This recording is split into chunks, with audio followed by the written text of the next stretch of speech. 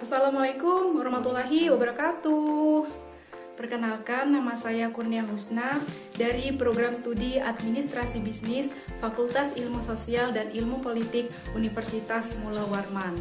Video ini saya buat untuk memenuhi tugas ujian tengah semester mata kuliah Strategi dan Kebijakan Bisnis dengan dosen pengampu Ibu Ana Nur Andriana SAB MAB.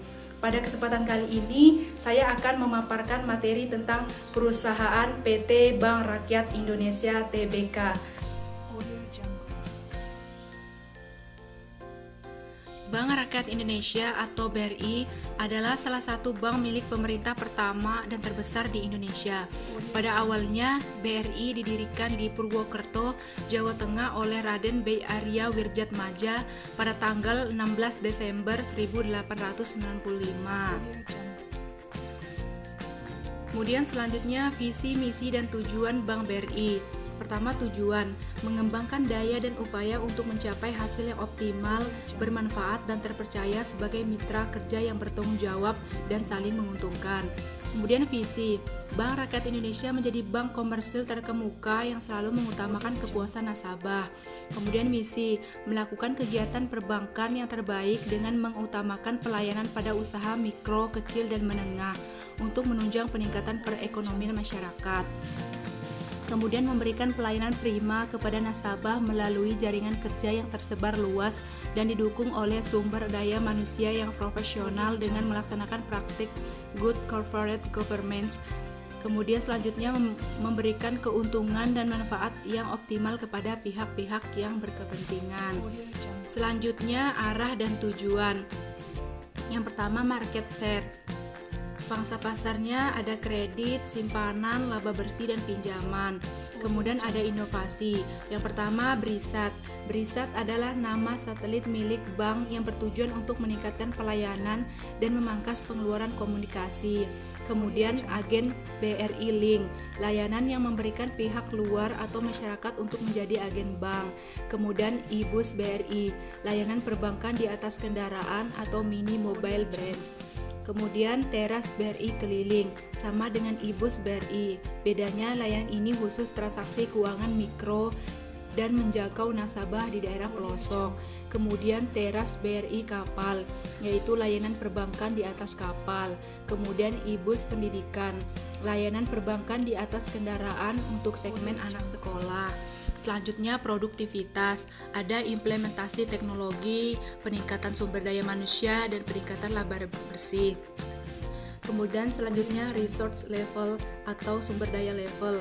Yang pertama BRI LSP, lembaga sertifikasi profesi BRI pada bidang kompetensi tertentu. Kemudian BRI Smart, itu layanan untuk e-learning, pembelajaran digital yang berisi materi-materi pendidikan. Kemudian BRI Star, layanan untuk transformasi di bidang human capital. Kemudian profitabilitas, pendapatan yang bersumber dari pendapatan non-bunga, serta efisiensi bisnis proses. Kemudian ada tanggung jawab sosial perusahaan. Dalam hal ini ada program BRI Peduli seperti pemeriksaan kesehatan gratis, bantuan sosial kemasyarakatan, dan bantuan tanggap darurat bencana. Selanjutnya, analisis internal dan eksternal. Pada faktor internal, ada aspek organisasi, kondisi keuangan, produk-produk, dan sumber daya manusia. Pada faktor eksternal, ada kompetitor atau pesaing, ada kebijakan pemerintah, dan kondisi lingkungan sekitar. Kemudian selanjutnya strategi dan kebijakan bisnis Bank BRI. Yang pertama, meningkatkan pangsa pasar consumer banking dengan fokus utama pada salary based loan CSA dan jumlah nasabah pengguna aktif e-channel, disertai dengan inovasi dan pengembangan produk dan layanan yang berbasis TI, digitasi dan digitalisasi.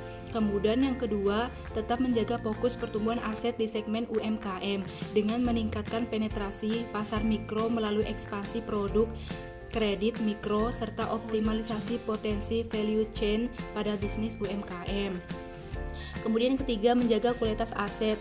Kualitas kredit akan dikelola dengan melanjutkan restrukturisasi pinjaman di bidang mikro dan retail. Keempat, meningkatkan pertumbuhan dana murah dan menjaga komposisi CASA. BRI menerapkan strategi untuk menjaga pertumbuhan kinerja DPK melalui strategi pemasaran yang efektif baik di segmen mikro, retail maupun korporasi. BRI menargetkan ekspansi dana murah untuk menjaga komposisi CASA di kisaran 60-64%. Kelima, menerapkan operasi excellence.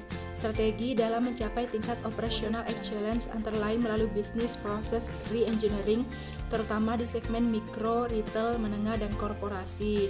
Kemudian terakhir, membangun sinergi BUMN untuk meningkatkan daya saing. Selanjutnya, perubahan strategi di tengah pandemi.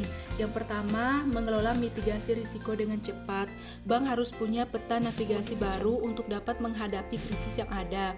Proses mapping debitur untuk proses restrukturisasi harus segera jalan dan jelas, sehingga cash flow bank terlihat setelah melakukan treatment.